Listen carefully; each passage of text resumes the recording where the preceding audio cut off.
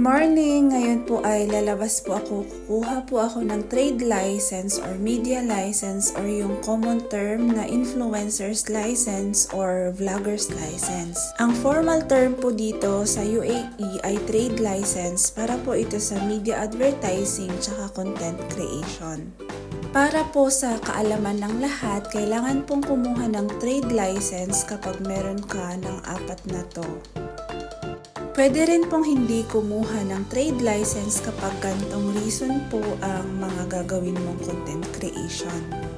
Sa kaso ko po, wala pa po akong sponsorship or paid promotions, pero gusto ko lang pong maging credible at legit yung page ko tsaka may access ako sa business perks.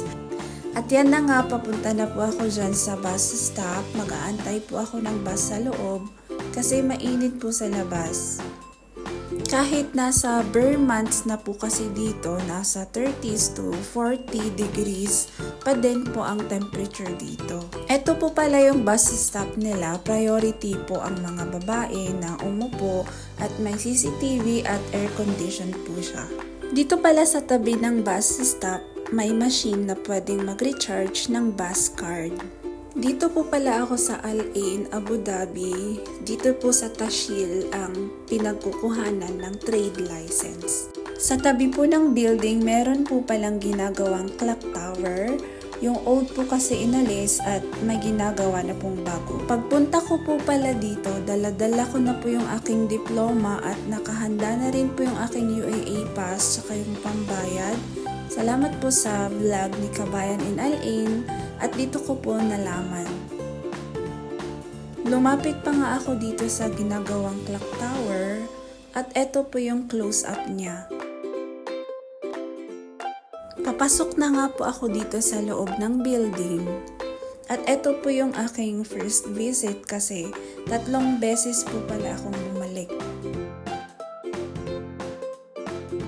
Sa first visit ko, ito yung mga transactions ko at ito yung binayaran ko.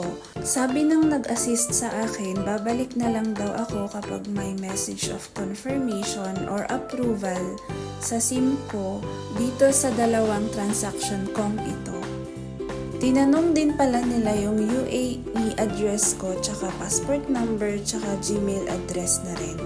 Pagkatapos ng 30 minutes, meron na pong message of approval sa SIM ko kaya bumalik po ulit ako dito.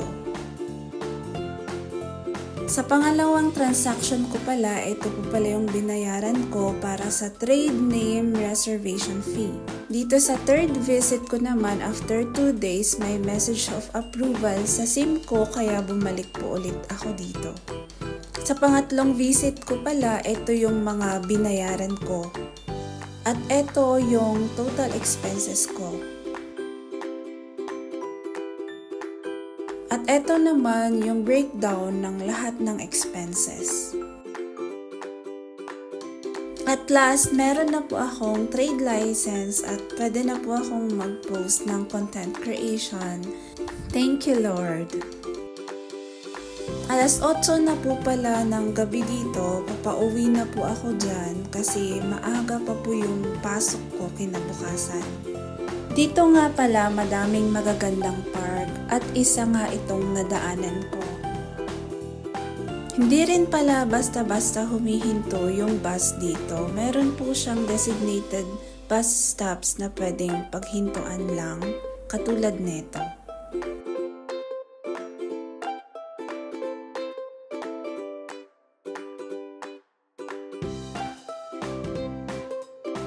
Patawid na po ako dyan sa kabilang kalsada, papunta doon sa bus stop kung saan pauwi sa amin.